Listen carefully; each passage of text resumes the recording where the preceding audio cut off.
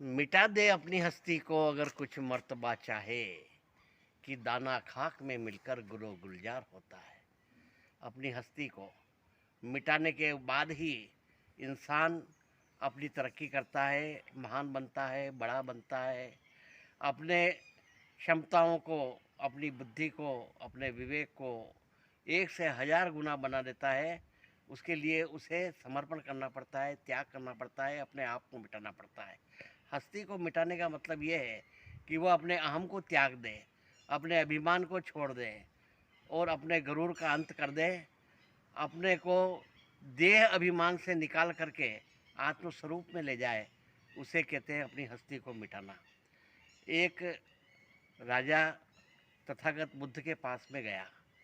उसने कहा कि मैं भी आपके समान संन्यास ग्रहण करना चाहता हूँ, आपसे दीक्षा लेना चाहता हूँ। तब तथागत ने कहा कि इसके लिए आपको एक परीक्षा देनी होगी। कि क्या? कि आप चाहे राजा हैं, परंतु आपको राजसी वस्त्र उतारना पड़ेंगे, राज मुकुट उतारना पड़ेगा, यहाँ तक कि अपने समस्त वस्त्र उतारना पड़ेंगे।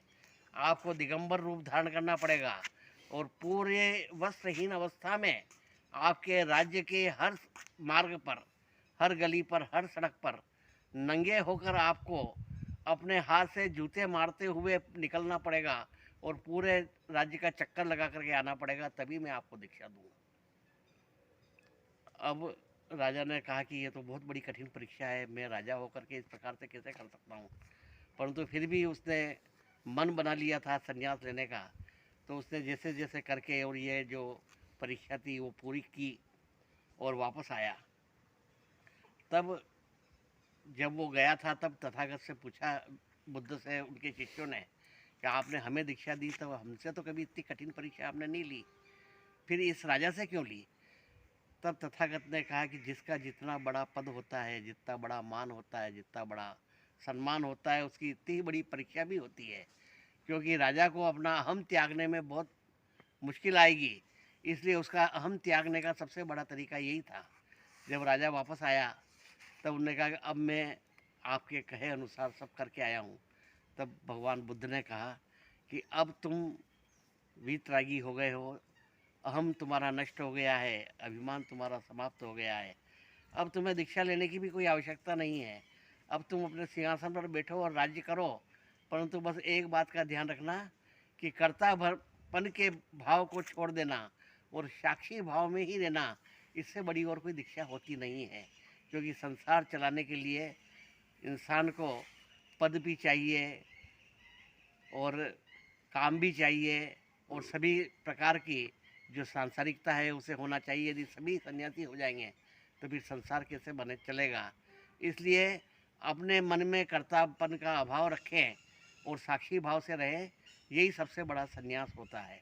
इसलिए अपने अहम का त्याग करने के लिए बड़े बड़े साधु संत जितने भी होते हैं, सन्यासी होते हैं, वे सब भिक्षाटन करने के लिए जाते हैं ताकि उनके अभिमान का मर्दन हो सके, उनके गर्व को क्षमन हो सके, कि वो ये नहीं सोचे कि मैं इतना बड़ा हूँ। नहीं तो उनके एक इशारे मात्र पर अन्न धन धान्य के भंडार भक्त लोग लगा सकते हैं, परंतु ये उनकी साधना का एक अंग है। एक साधु एक पत्थर की मूर्ति के सामने हाथ फैला करके खड़ा रहता था, 1-2 घंटे, 3 घंटे, 4 घंटे, 5 घंटे तक इस प्रकार से रोज करता था। तो किसी ने देखा कि ये पत्थर की मूर्ति के सामने हाथ पसार के खड़ा है और ये पत्थर की मूर्ति इसको क्या देने वाली है। तो उन्होंने कहा कि आप ये इस पत्थर की मूर्ति के सामने हाथ पसार के खड़े और मांग रहे हो तो ये तुमको क्या देगी?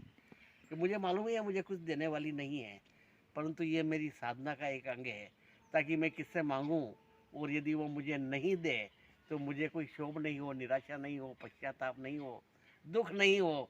इसकी साधना करने के लिए मैं ये सब काम करता हूँ। तो ये अपने अहम को जो नष्ट करता है, अपने घमंड को जो चूर करता है, अपने गर्व से जो रहित रहता है, अपनी हस्ती को जो मिटाता है, वही महान बनता है।